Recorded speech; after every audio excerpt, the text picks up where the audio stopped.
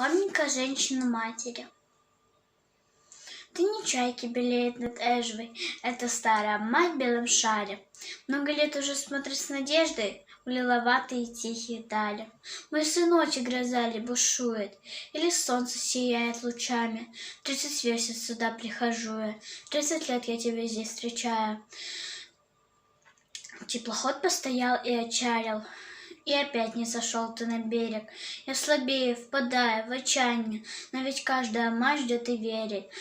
Был ты сын молодой и красивый, улыбался и мне, и невесте. Шли сюда мы втроем торопливо, с той поры ни письма нет невесте.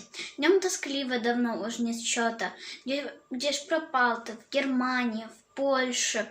Сколько к морю воды утекло-то, но и слез пролила еще больше. То не чайки белеет над Эжвой, это мать молодого солдата.